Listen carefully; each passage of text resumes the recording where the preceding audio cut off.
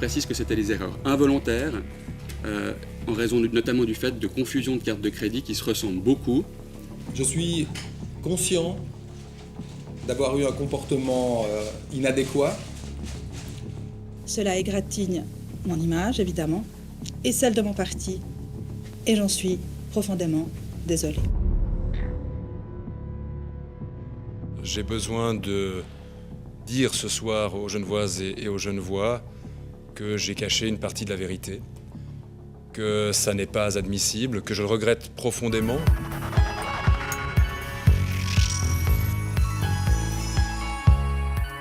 Bonsoir. Des politiciens contrits qui présentent des excuses penauds. Dans les médias, les cas se multiplient. Alors comment expliquer ces dérapages? La surcharge, la nécessité de prendre constamment des décisions explique-t-elle ces erreurs? La solitude face au pouvoir est-elle également en cause? Dans cette émission, nous tenterons de répondre à ces questions. Pour commencer, nous verrons que n'importe quel individu, lorsqu'il est placé en position de pouvoir, verra son comportement se modifier. Nous nous demanderons par ailleurs si un modèle politique totalement transparent éviterait d'éventuels dérapages de nos élus. Pour cela, nous irons en Norvège, pays de la transparence par excellence. Mais avant cela, je vous propose d'entrer dans la tête d'un politicien, ou plus précisément ce soir de deux politiciens bien connus des romans.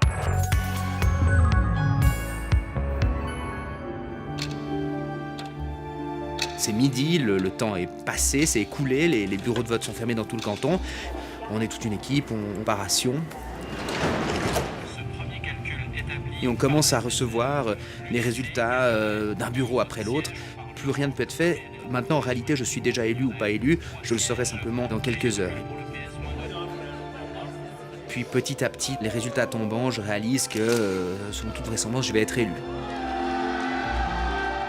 Je me dis, mais c'est extraordinaire, c'est-à-dire que ça a marché, tout ce qu'on a mis en œuvre a fonctionné, on a réussi à convaincre les gens, j'atteins l'objectif qui était le mien, maintenant il va falloir en faire quelque chose.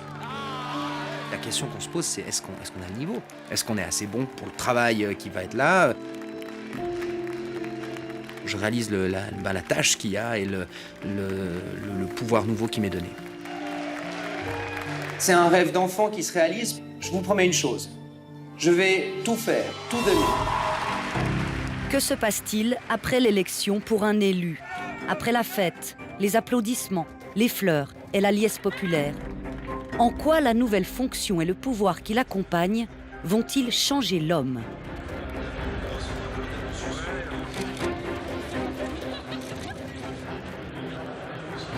Ouais, un beau sourire. Voilà. On a l'impression que l'élection, c'est la fin. Ça y est, on est élu. Alors, une élection, c'est le début d'un mandat. Arriver dans un exécutif est plus marquant en termes de sentiment d'être au pouvoir, parce que déjà, on vous donne les attributs du pouvoir. Typiquement, vous êtes ici, à la rue de l'Hôtel de Ville, dans un des bureaux des conseillers d'État. Eh bien voilà, j'arrive et on me remet la clé de ce bâtiment. Ensuite, vous êtes accompagné d'huissiers, en cape et en bicorne. Et puis, lors des séances du Conseil d'État, eh bien, la première séance, on prend note. Est-ce que je prends un thé ou un café? Puis après, ils se souviennent. Donc, c'est vrai que le pouvoir a ses attributs et ils sont nécessaires pour une certaine prestance, une certaine dignité de la fonction, qui n'est pas celle des personnes, mais bien celle de la fonction qu'on occupe de manière temporaire. D'adopter les bases légales nécessaires pour un de matière. La déclaration de M. Maudet, qui est comme président de malgré ce fait d'être minoritaire, nous arrivons à proposer des solutions très confirme les potentiels.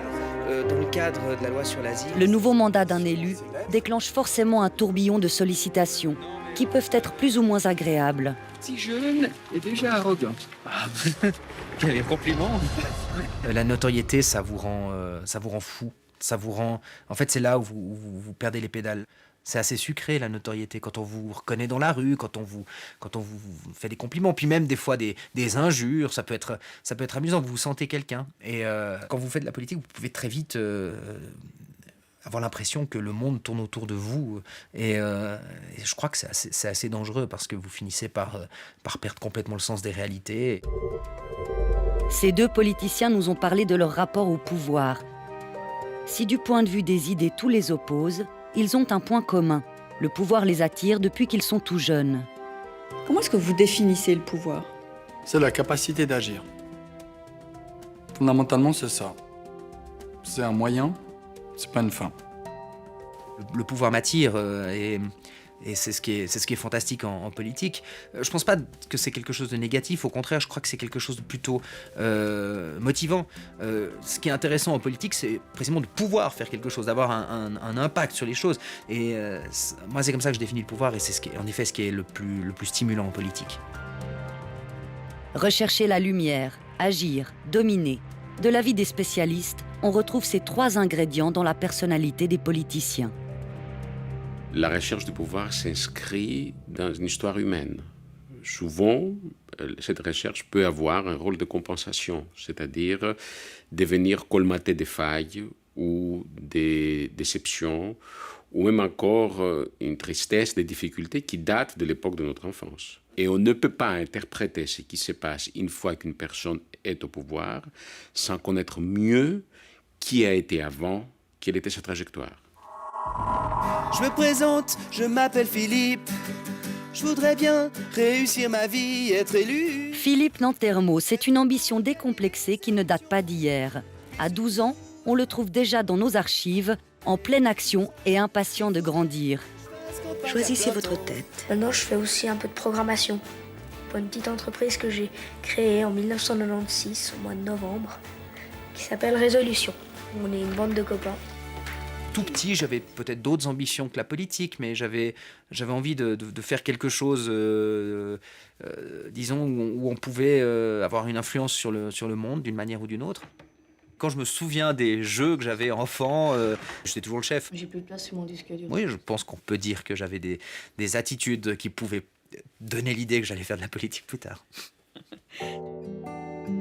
Pour Antonio Hodgers aussi, le déclic s'est produit tôt. C'était en 1985, vous vous souvenez, Touche pas mon pote, la grande campagne en France. Et là-dessus, j'avais organisé pour ma classe l'achat des petits pins qui étaient cette petite main comme ça. Alors j'avais pris les commandes, j'avais pris les 2 francs, ça coûtait 2 francs. J'avais été acheté pour tout le monde et j'ai distribué. Pour moi, c'était une manière de faire un peu militer ma classe à 10 ans. Un héritage de ses parents, activiste dans la guérilla argentine, et tout particulièrement de son père, disparu. Ma mère a pu savoir qu'il a été donc arrêté, qu'il a été torturé pendant plus d'1 mois. Et après, il a été tué. Elle m'a assez vite expliqué pourquoi j'avais pas de père. Une enfance passée dans la clandestinité, avec sa petite sœur et sa mère qui fuit la dictature. Quand la famille se réfugie en Suisse, Antonio Hodgers a 6 ans. Ces premières années, plusieurs années, en Suisse, c'était très, très difficile. Très difficile. C'était un volcan et il explosait très, très souvent. Il réagissait très violentement à l'injustice. Et je pense que ce sont des valeurs qu'il a dû les sentir dans la famille, dans les souvenirs de son papa, dans ma position aussi, je pense. Et j'ai le souvenir de ces années-là qu'il assumait beaucoup être le seul homme, entre guillemets, de la maison, même qu'il était tout jeune. Bonjour, Mérin FM, avec nous 2 invités, Antonio Hodgers du Parlement des jeunes de Mérin. À l'âge de 17 ans, il entame un parcours en ligne droite qui le conduit du Parlement des jeunes au Conseil d'État genevois, en passant par le Parlement cantonal et le Conseil national. J'essaie de faire un cordon comme ça. Je garde une sensibilité à l'injustice et au fait qu'on ne peut pas laisser les choses aller comme ça, qu'on a un devoir d'engagement. Et finalement, aujourd'hui, ma fonction et mon poste de président du gouvernement, il est quand même héritier de ces engagements fondateurs.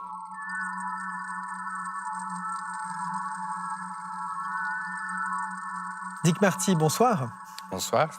Vous êtes une personnalité du monde politique suisse. Vous avez été conseiller d'État au Tessin. Vous avez siégé 16 ans à Berne au Conseil des États. Vous êtes aussi ancien procureur du canton du Tessin. Et puis l'année dernière, vous avez écrit un livre qui s'intitule « Une certaine idée de la justice ». Alors on vient d'entendre 2 exemples de 2 politiciens qui nous expliquent combien c'est grisant, combien c'est valorisant lorsqu'on se fait élire pour la première fois. Est-ce que c'est un sentiment que vous pouvez comprendre ? Tout à fait, c'est une expérience forte parce que c'est l'aboutissement d'un long engagement dans une campagne électorale qui est physiquement et psychiquement très dure. Et tout à coup, c'est une délivrance, on vous a choisi, c'est un moment d'enthousiasme qui est d'ailleurs contagieux parce que toutes les personnes qui sont autour de vous sont aussi enthousiastes. Moi, je suis rentré en politique à 44 ans et donc j'avais déjà tout un vécu, d'autres émotions. Et donc, dans la hiérarchie des émotions, l'élection n'était peut-être pas le maximum. Mais je comprends que pour un jeune, c'est très important. Dans votre livre, vous écrivez notamment qu'être dans un exécutif, c'est quelque part être celui qui est en mesure de distribuer des subventions au monde culturel, au monde agricole, à l'aide au développement, et que donc forcément, ça vous met dans une position un peu différente, un peu de pouvoir par rapport aux autres, et votre rapport aux autres peut changer du coup. C'est vrai, oui, mais il ne faut pas non plus croire que vous êtes tout-puissant. Moi, je dois vous dire sincèrement que, comme procureur, j'avais l'impression d'avoir plus de pouvoir. Des pouvoirs aussi extrêmement délicats, comme arrêter une personne. Un conseiller d'État n'a pas ces mêmes pouvoirs, même si, à travers son influence, il peut naturellement obtenir certaines choses. Et vous avez une position dans la société. Nous sommes un pays assez petit, tout le monde vous connaît. Et donc, c'est vrai que lorsque vous avez cet habit de conseiller d'État, vous avez l'impression que les gens ont un autre rapport avec vous. Ils n'osent pas s'opposer à vous. Il y avait, je me rappelle, un entrepreneur qui était extrêmement gentil avec moi, puis dès que j'étais plus conseiller d'État, il m'a même plus salué. Ça indique un peu la nature des rapports qu'il peut y avoir. C'est pas toujours comme ça, mais ça peut arriver. Mais ça peut arriver. Nous, en tout cas, on s'est amusé à savoir ce que ça fait lorsque n'importe quel individu est propulsé comme chef. Et pour ce faire, on a mis en place une expérience, vous allez voir, assez ludique et très instructive. Regardez. Bonjour, Luigi. L'expérience de la survie dans le désert met en évidence le comportement d'une personne chargée de diriger un groupe. Nos 8 volontaires sont rescapés du crash de leur avion en plein désert. On leur demande, dans la liste fournie, de choisir des objets qui leur sauveront peut-être la vie. Ce que je vais vous demander, c'est de sélectionner et de hiérarchiser les 5 objets qui vous semblent les plus importants à votre survie. Encore une chose, étant donné que vous attendez des secours, je vous demande de rester près de l'avion, sur place. D'accord ? C'est parti. Pour rester vivants jusqu'à l'arrivée des secours, les rescapés ont 15 objets à leur disposition. Un miroir pour se maquiller, un parachute, une encyclopédie de la vie dans le désert, un kit d'urgence avec pansement, une boussole, une carte aérienne de la région, une lampe de poche, 2 bouteilles de vodka, un couteau suisse, un pistolet chargé, une boîte de comprimés de sel et pour chaque personne, une paire de lunettes de soleil, un poncho en plastique contre la pluie, un demi-litre d'eau et un manteau. Chaque participant commence par établir sa liste personnelle. L'un d'entre eux dirigera plus tard la suite de l'expérience. Voilà, alors on a regardé vos résultats et sur cette base-là, Emmanuel, vous avez été désigné comme chef du groupe. C'est vous, Emmanuel, qui dirigez les débats à partir de maintenant et vous êtes responsable du choix fait par le groupe. Et d'ailleurs, symboliquement, vous êtes le chef. Je vais vous mettre le brassard du chef. Merci. C'est parti. Chacun prend une place. Les rescapés refont l'exercice ensemble. Ils ont quelques minutes pour décider d'une liste commune. Alors on a 15 minutes pour choisir 5 objets les plus importants. C'est surtout le comportement du chef qui nous intéresse. On va pas hésiter. Premier. À votre avis, est-ce que tout le monde est d'accord? On est quand même dans le désert. L'eau, c'est la vie. Après, je vous laisse juste discuter entre vous, voir pour le deuxième objet. C'est un jeu qui est intéressant parce qu'il met les gens face à un problème qui est difficile à résoudre, où les gens ne sont pas vraiment experts en général, et ils doivent mettre en commun leur savoir pour essayer de trouver la meilleure solution possible. Et ça montre au fait comment les gens qui sont en charge, qui prennent le leadership dans ce jeu, arrivent à utiliser le mieux ou le moins bien possible les compétences de tout le monde. On ne sait pas si les secours ils vont arriver aujourd'hui. Ils vont arriver, mais on ne sait pas quand. Alors pour moi, le désert, je ne sais pas, qui a fait du désert? Non.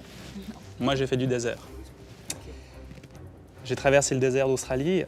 Voilà, je sais que la nuit, il fait très froid. La journée, il fait très chaud.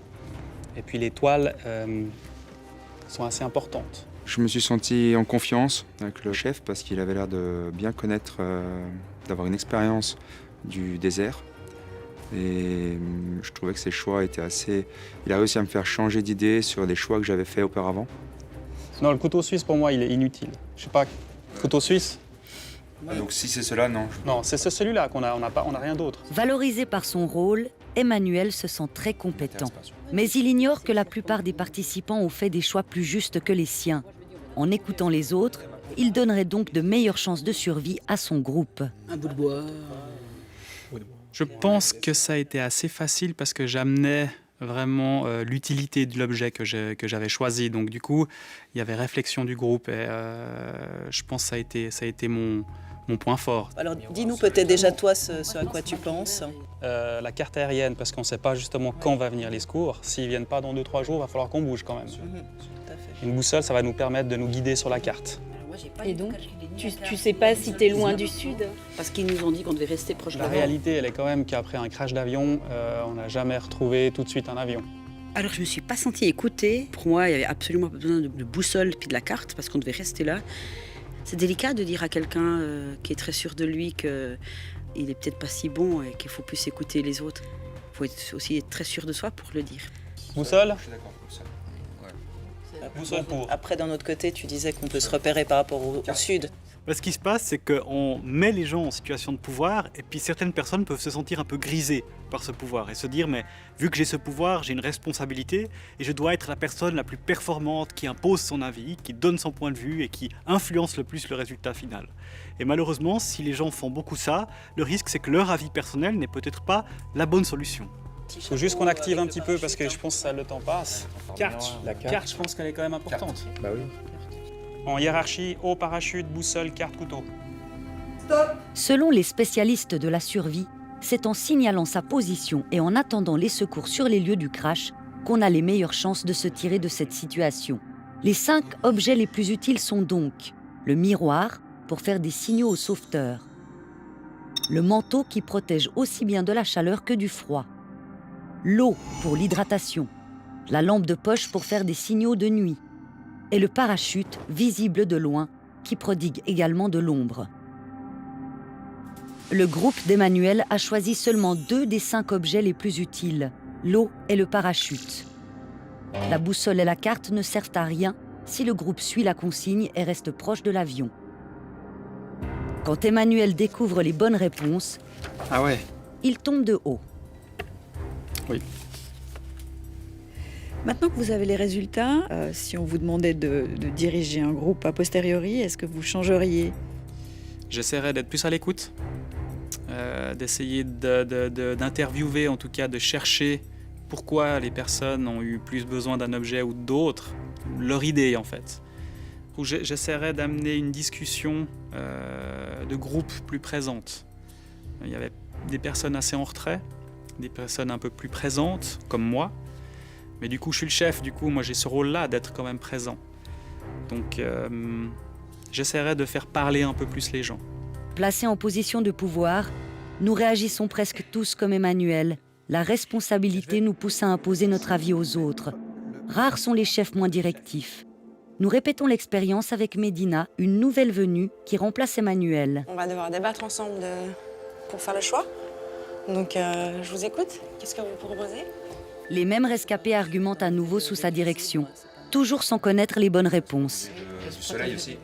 Alors ce qu'on peut constater avec Médina, c'est qu'elle s'est moins sentie dans l'idée de dire « je suis chef, j'ai vraiment du pouvoir ». Elle n'a pas accepté au fait cette idée qu'elle a plus de pouvoir que les autres. Et donc elle s'est comportée en personne moins puissante, moins omnipotente. La toile, ouais. Effectivement, ouais. Ah, moi j'avais pas vu ça comme ça, effectivement. Moi j'aurais juste échangé ça avec le poncho, sinon je suis assez d'accord. À mon avis, je pense que la deuxième fois, ces choix étaient plus justes parce qu'on a plus écouté, pensé à la consigne de base qui était de rester à côté de l'avion. Parce que ça, j'avais totalement oublié pour la première fois. La lampe de poche, tout le monde est d'accord de la supprimer. On a tous parlé plus ou moins assez, même si j'étais le chef, c'était pas à moi de tout décider. Enfin, il me semble que c'est comme ça qu'on fait. Le groupe de Médina est resté plus proche de la consigne. Il a donc obtenu de meilleurs résultats en sélectionnant 3 des 5 objets les plus utiles. Ce qu'on retrouve systématiquement, c'est que les résultats individuels, c'est-à-dire avant le travail en groupe, sont toujours moins bons que les résultats après le travail en groupe. Mais évidemment, quand les chefs sont très directifs, quand tout d'un coup quelqu'un prend le pouvoir et a beaucoup de pouvoir sur lui, le résultat du groupe tend à être moins bon que lorsque les gens travaillent bien ensemble.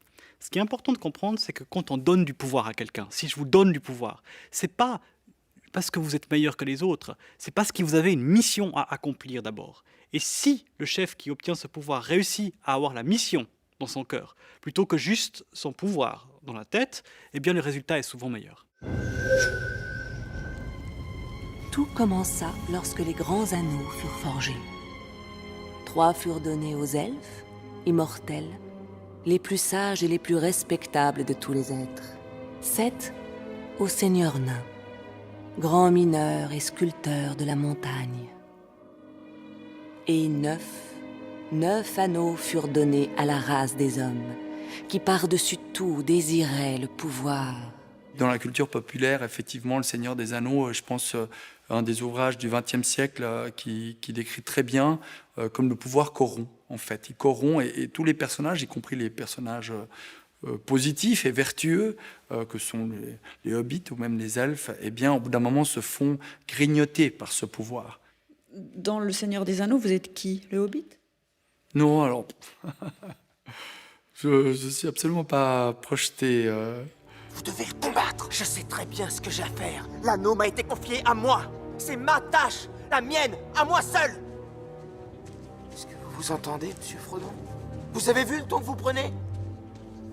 Si on n'y prend pas garde, on peut se prendre pour un peu au-dessus des autres. Et ça, pour moi, c'est un sujet quand même d'attention régulier dans le cadre de ma fonction.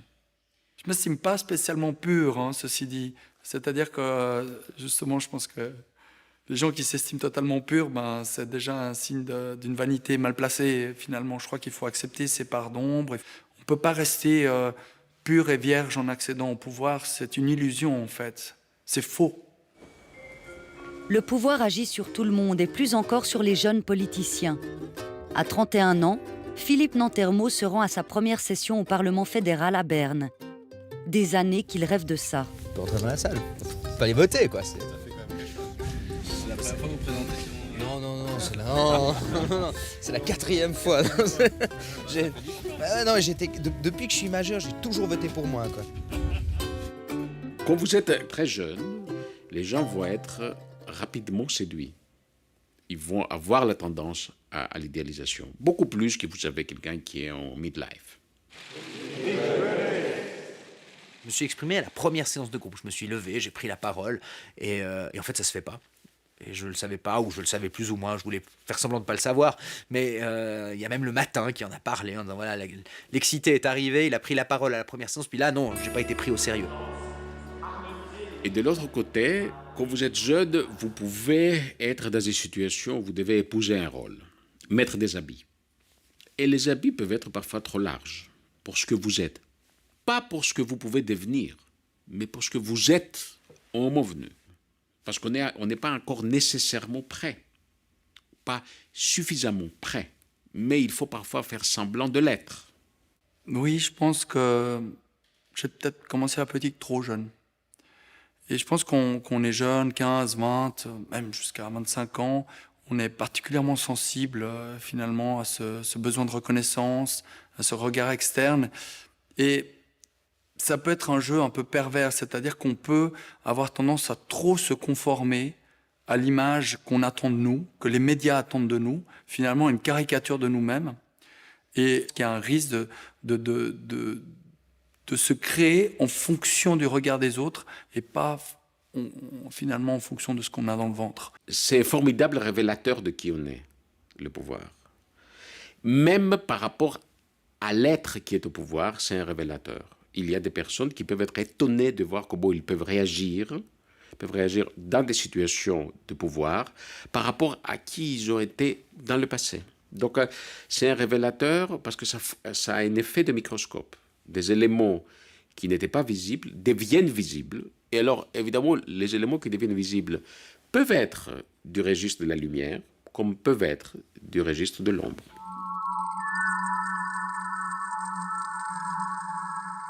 Garder la tête froide, rester connecté à la réalité, au service des citoyens, voilà un défi qui accompagne tout politicien qui accède à des fonctions de pouvoir et aux privilèges qui vont parfois avec.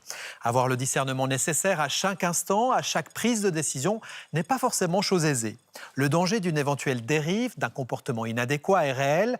Il arrive d'ailleurs que les politiciens dérapent, notamment lorsqu'il s'agit d'éviter les conflits d'intérêts ou les manipulations.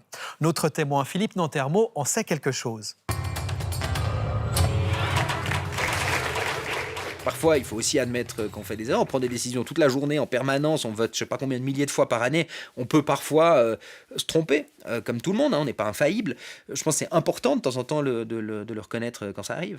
Et nos invités que je vous présente, Pierre-Yves Maillard, conseiller d'État vaudois, Philippe Nantermo, conseiller national. Le débat télévisé, un exercice où le politicien est particulièrement exposé.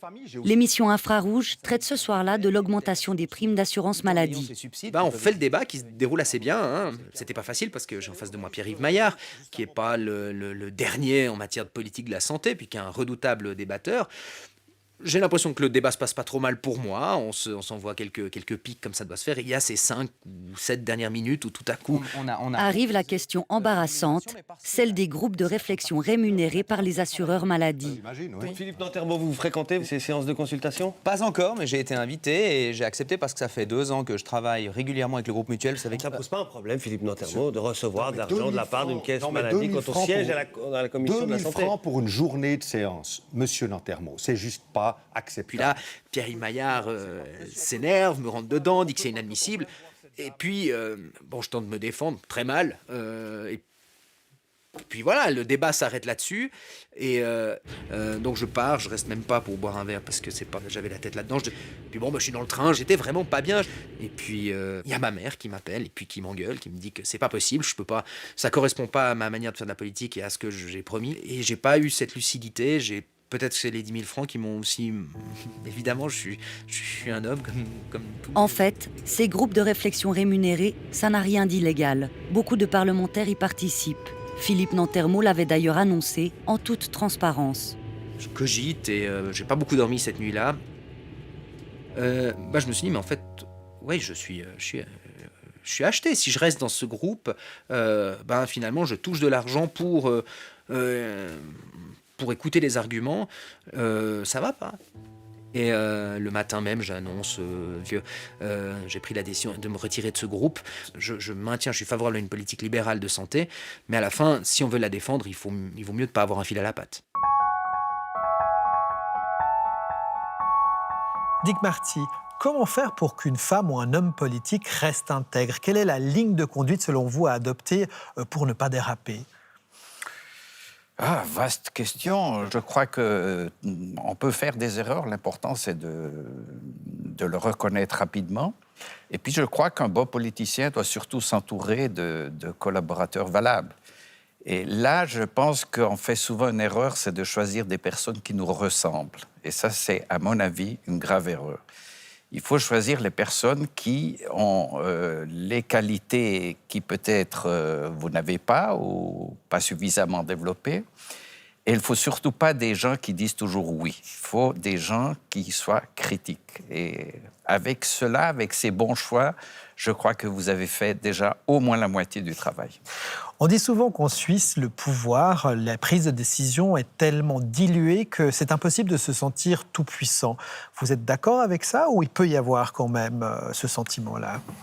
Mais tout le système suisse est conçu effectivement pour que le pouvoir soit bien dilué. D'ailleurs, notre fédéralisme avec les 3 niveaux, communal, cantonal, fédéral, fait si que...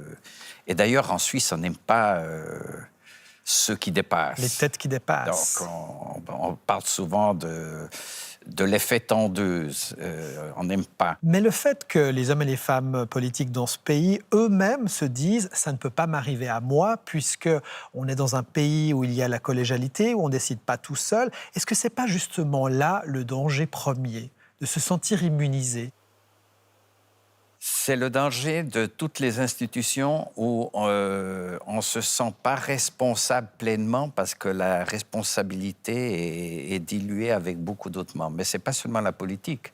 C'est le cas de beaucoup de conseils d'administration, aussi de grandes entreprises, où normalement c'est le consensus, où on contredit rarement le CIO.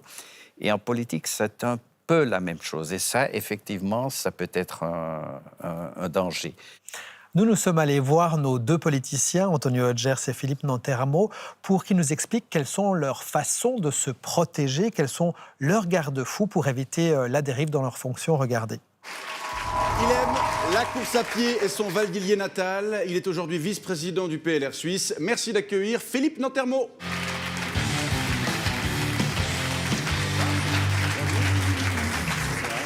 Bonsoir Philippe, je vous présente Vincent Rochat, l'un des quelques 350... Les émissions humoristiques, un passage obligé pour un politicien qui soigne son image médiatique. Qui est Philippe Nantermo?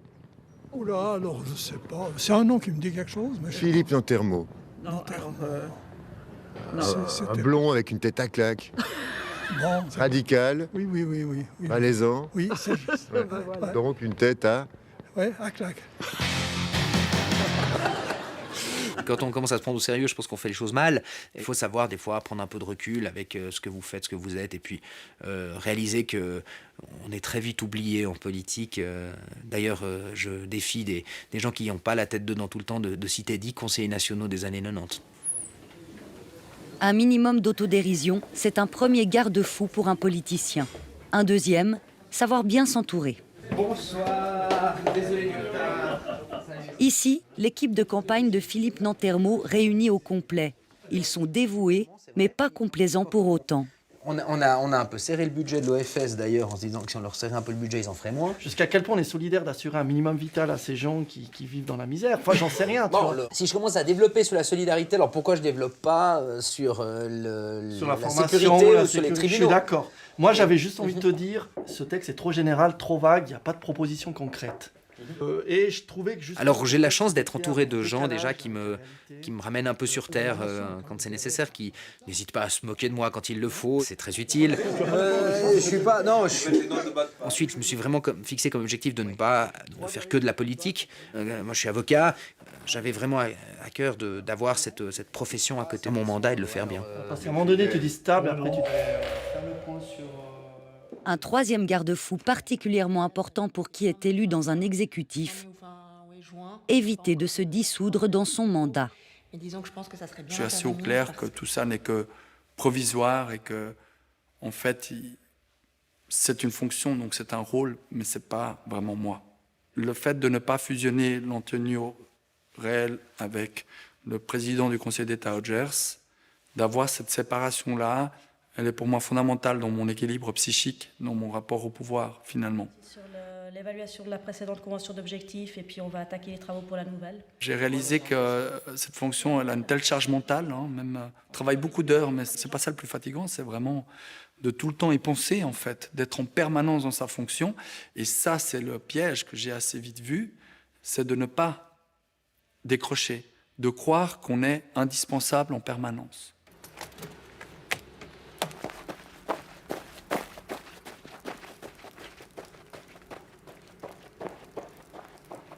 J'ai tendance à dire non à tout un tas d'invitations pour une soirée, pour un truc, parce que on ne sait jamais ce qui peut arriver. Bon, j'accepte si quelqu'un veut me rencontrer et discuter avec moi, j'accepte qu'on m'invite à manger. Ça entre encore dans le domaine des relations normales. Et puis j'essaye aussi mais c'est pas facile, de garder la tête froide. Voilà, de distinguer l'invitation qui m'est personnelle et puis ce qui est lié à ma fonction, et puis ne pas trop mélanger les deux. Savoir se préserver, prendre de la distance. T'es bien assis. Une quatrième précaution pour l'élu qui veut garder une saine relation au pouvoir. Je suis papa divorcé, donc du coup, J'ai mes gardes aussi, et ça, en fait, c'est très bien, parce qu'une fois que ma fille est dans l'agenda, elle ne bouge pas, je sais que je suis avec elle, et au début, c'était compliqué dans la gestion de mon agenda, mais aujourd'hui, c'est intégré, et je trouve ça très sain. C'est-à-dire de ne pas toujours faire passer sa famille au second plan. Alors j'ai réalisé que sortir de Genève ne suffisait pas forcément pour justement m'aérer l'esprit. Donc du coup, j'ai développé une plus grande passion pour le bois, pour la menuiserie. Ma grande frustration de ministre, c'est de me dire que l'essentiel des choses que je mets en place ne se verront que dans 20 ou 30 ans. Là, un meuble, en l'espace de quelques mois, on peut le produire, le faire, et il ne dépend pas de 1000 autres dimensions qu'on ne maîtrise pas. Si on résume, pour éviter de se sentir tout-puissant et empêcher d'éventuels abus de pouvoir, nos politiciens se prémunissent en s'entourant d'avis critiques, en dissociant la fonction de la personne, en s'accordant des moments de répit et également en cultivant l'autodérision. Mais cela suffit-il? Est-ce judicieux de laisser dans les mains de l'individu les outils qui le protégeraient d'une éventuelle dérive? Ne faudrait-il pas mettre en place davantage de garde-fous au sein même des institutions? Si le système suisse construit sur le partage du pouvoir évite une trop grande centralisation, il n'est par contre pas très transparent, car dans ce pays, on fait confiance à nos politiciens. Mais a-t-on raison de le faire? Je vous propose un début de réponse avec cette expérience étonnante. Dans quelle mesure la transparence peut-elle influencer le comportement du politicien et le choix de l'électeur? 6 sujets volontaires jouent les politiciens dans notre expérience. Bonjour à tous. Alors, vous êtes politicien et vous allez participer à des élections. Ce qui veut dire que des électeurs vont pouvoir voter pour vous à plusieurs reprises. Pour ces élections particulières, chaque voix obtenue rapporte 5 francs et s'ajoute au budget du politicien. Et après chaque élection, vous pourrez répartir votre budget entre votre caisse personnelle et la caisse de la collectivité. Pour montrer l'effet de la transparence, nous avons réparti nos politiciens en 3 groupes. Fabrice et Laura sont obligés d'être absolument transparents. Ils montrent toujours comment ils répartissent leur budget. Philippe et Julie ont l'obligation de ne jamais communiquer sur leur choix de répartition. Ce sont les plus opaques de nos politiciens. Sophie et Christophe sont semi-transparents. À chaque élection, ils choisissent de montrer ou non la manière dont ils répartissent leur budget. Des électeurs votent à plusieurs reprises pour leur candidat préféré. Ils font leur choix sur la base des informations que donnent ces écrans d'ordinateur.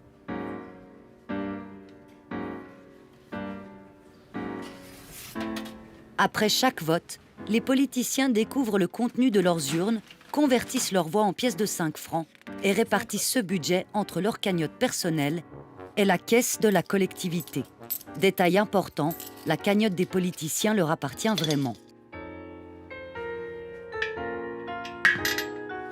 Lorsqu'ils sont transparents, les politiciens indiquent leur répartition sur leurs ordinateurs. Au fil des élections successives, on voit que les politiciens transparents sont les plus généreux. Ils donnent 80% de leur budget à la collectivité. Les politiciens opaques, qui ne communiquent donc jamais, sont nettement moins généreux. Ils donnent 50% de leur budget à la collectivité. Et bien, ce qui est intéressant, c'est que quand on force des gens à être transparents, ils ont tendance à être plus généreux avec la collectivité, c'est-à-dire à plus donner aux autres, à être plus altruistes dans leur comportement. Quand les gens sont opaques, ils sont en moyenne beaucoup moins altruistes. C'est pour les politiciens qui ont le choix d'être transparents que les résultats sont les plus étonnants. 17. Eux aussi sont altruistes quand ils sont transparents. Ils donnent 80% de leur budget. Mais quand ils sont opaques, au contraire, ils deviennent égoïstes et ne donnent que 40% de leurs gains.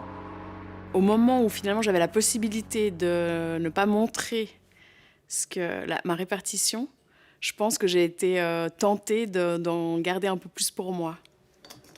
Parce que je me suis dit, puisque j'ai cette possibilité, en plus on ne le saura pas, j'aurai largement le temps de me rattraper après. Donc je me suis dit, voilà, ça fait déjà ça pour moi. À la première élection, est-ce que vous vous souvenez comment vous avez réparti votre budget, Oui. votre décision? En totalité pour moi-même. Un politicien transparent est donc plus vertueux. Et les électeurs l'ont bien compris. Moi, je voulais vraiment la transparence. Ceux qui ne communiquaient pas, je ne donnais pas. Et puis quand il y avait une bonne communication et puis que c'était pour la collectivité, eh ben, ça me motivait à donner une voix à ce politicien. Les électeurs n'ont pas du tout fait confiance aux personnes qui étaient opaques. C'est-à-dire que comme les électeurs comprenaient que ces personnes avaient peu de comptes à rendre, elles ont tout de suite vu qu'il ne fallait pas leur confier leur argent ou leur voix, parce que le risque était très élevé que les gens en profitent beaucoup, parce qu'il n'y a aucun contrôle. Par ailleurs, la préférence des électeurs va aux politiciens généreux. Dans notre expérience, ce sont ceux qui choisissaient leur moment de transparence qui ont remporté le plus de voix. Comme si les électeurs ne faisaient pas la différence entre toujours transparent et parfois transparent. Donc ceux qui n'ont rien dit pendant un petit moment, je n'ai pas fait attention à ça. Parce que je me fixais que sur ces différences que je voyais entre ceux qui étaient, on va dire, plus généreux pour la collectivité ou moins généreux. C'est dangereux, en fait, de donner le choix de la transparence aux personnes qui contrôlent le pouvoir. Parce que si on ne donne ce choix qu'à ces personnes-là, elles vont choisir d'être transparentes sur ce qui va les mettre en valeur et de ne pas être transparentes sur ce qui ne va pas les mettre en valeur. Donc, en fait, c'est dangereux parce que ça permet justement d'utiliser des techniques de manipulation. De dire, moi, je vais essayer de montrer 2-3 choses qui vont plaire aux électeurs, qui vont plaire au peuple. Par contre, ce qui va moins plaire, je ne vais pas le montrer. C'est au fait là qu'on voit les comportements les plus déviants, quelque part. Et ça permet à ceux qui sont moins transparents, en fait, de cacher certaines choses, tout en paraissant de bons politiques.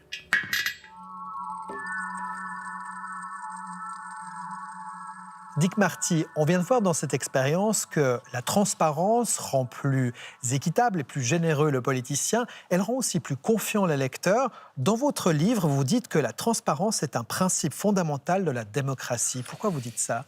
Parce que la démocratie donne des pouvoirs de décision à tous les citoyennes et à tous les citoyens, et que pour pouvoir décider, il faut connaître tous les éléments du dossier. Il y a un dicton qui dit « qui paye commande ». Alors, effectivement, il faut savoir aussi qui paye et qui finance. Et c'est, je crois, l'un des problèmes de la politique suisse. Ce n'est pas dramatique, parce que je trouve que tout compte fait, la politique suisse marche encore bien, mais on a un système de financement de la politique en Suisse qui est tout à fait opaque. Des partis notamment. Des partis notamment, mais aussi des campagnes électorales, des campagnes référendaires. Il y a seulement quelques cantons qui prévoient des normes sur le financement des partis politiques. Le Conseil de l'Europe a rappelé déjà la Suisse à plusieurs reprises sur la nécessité de faire plus de clarté dans le domaine du financement de la politique. Vous pensez qu'avec un peu plus de transparence, cela éviterait que certains politiciens se sentent un peu en porte-à-faux avec leurs actions, notamment par exemple leurs notes de frais, ou encore d'oublier de dire d'où vient l'argent de la campagne électorale qu'on a vécue? Écoutez, j'aimerais quand même vous dire une chose, c'est qu'en Suisse, on a, je pense, 130, 150 conseillers d'État, on a 246 parlementaires et on a des milliers de personnes qui s'engagent dans leur commune. Et il faut quand même dire que la quasi-totalité, ou en tout cas l'énorme majorité de ces personnes sont tout à fait honnêtes, tout à fait correctes et n'auront jamais de problème.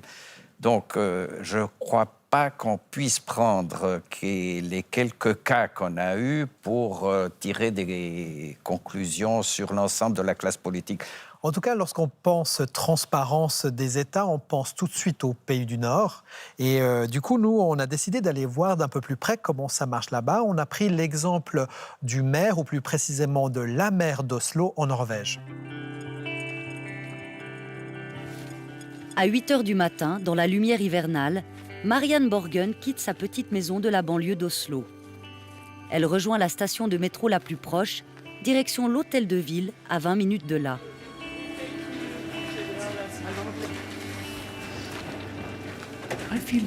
Je me sens en sécurité. Vous savez, en Norvège, le fossé entre la population et les politiciens est vraiment petit.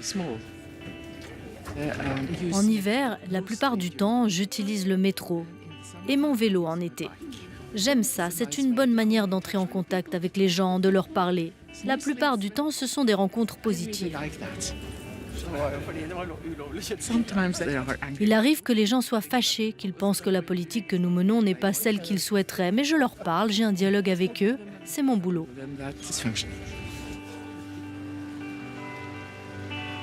Arrivée à l'hôtel de ville, Marianne Borgen enchaîne les rendez-vous comme n'importe quel politicien. La particularité ici, c'est que tout le monde peut consulter son emploi du temps.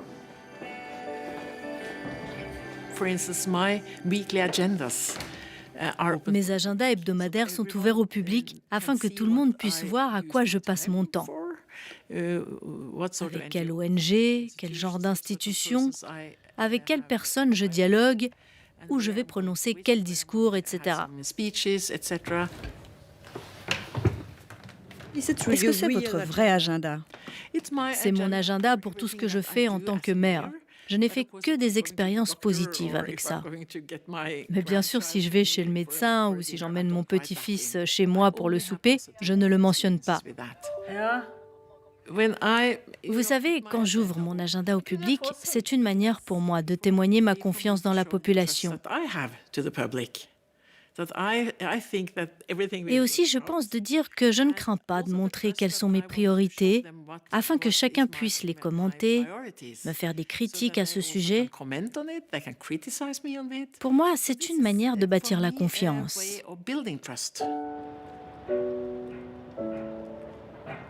Cette culture de la transparence est ancrée dans l'histoire de la Norvège. Depuis 1814, tout le monde peut savoir combien gagne son voisin et consulter sa déclaration d'impôt. C'est vrai aussi pour les élus qui annoncent tous leurs gains. Une transparence qui n'exclut pas la confiance.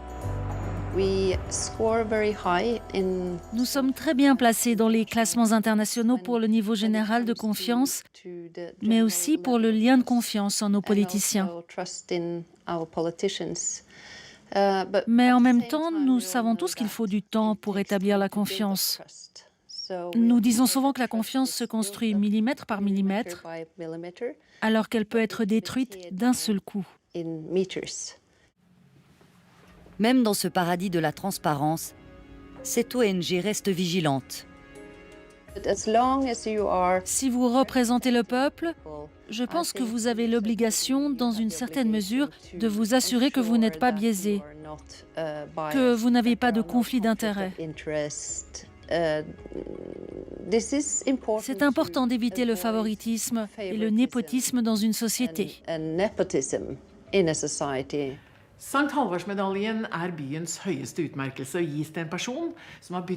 Les politiciens norvégiens sont très actifs sur les réseaux sociaux.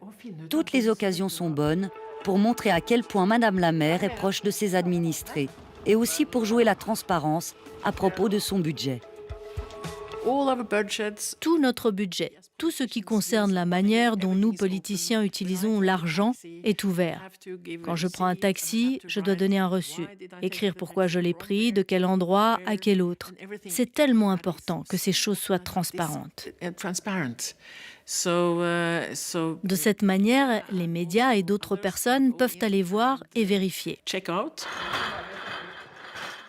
Et s'ils posent des questions, par exemple pourquoi le montant dépensé pour les réceptions est plus important cette année que les précédentes, nous pouvons essayer de l'expliquer. Je pense que cet argent appartient aux contribuables. Ils ont le droit de savoir comment nous le dépensons. La transparence ne garantit pas l'absence de tricheurs, mais elle permet de les démasquer. Par exemple, ce député au Parlement national qui s'était fait rembourser des frais de voyage. Les médias ont pu démontrer qu'en réalité, il s'agissait de vacances en famille. Une enquête pénale est en cours. Certains des plus gros scandales de corruption ont été découverts par les journalistes d'investigation et ensuite amenés devant la justice et tout le processus légal qui s'ensuit. Donc je pense que c'est extrêmement important que nous ayons une presse libre avec de bonnes conditions de travail pour les journalistes. Nous vous avons apporté un petit cadeau, c'est du chocolat suisse. Merci beaucoup, j'adore le chocolat. Un petit cadeau pour tester les règles de transparence en vigueur en Norvège. Que va faire Madame la maire de notre petite attention ? C'est une bonne question. Tous les cadeaux que nous, politiciens, recevons sont inscrits dans un registre spécial. De sorte que si les médias ou n'importe qui veut aller vérifier, c'est une information facile d'accès. Je n'emporte pas les cadeaux chez moi, ça c'est sûr. Nous avons des règles très strictes à ce propos. Vous n'êtes pas seulement élu par la population, vous devez aussi être un modèle d'une certaine manière. Et nous voulons être transparents et je veux aussi être attentive à toutes les préoccupations que les gens peuvent avoir. Donc une fois encore, pour moi comme pour tous les politiciens ici, ça fait partie de la démocratie.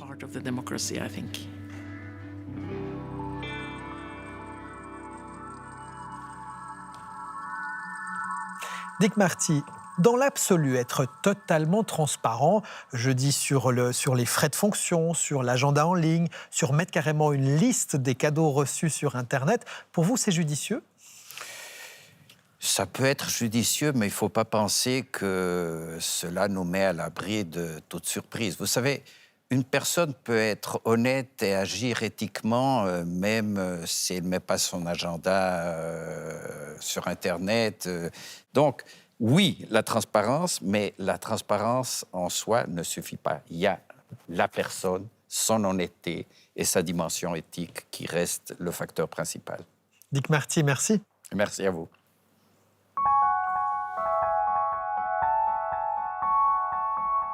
Voilà, Dans la tête de, c'est terminé pour ce soir. Si vous voulez voir ou revoir l'émission, elle est en tout temps disponible sur notre site internet. Vous pouvez également nous laisser un commentaire à notre adresse mail ou sur notre page Facebook. Je me joins à l'ensemble de mes collègues qui ont travaillé sur cette édition pour vous souhaiter une très belle soirée. À bientôt.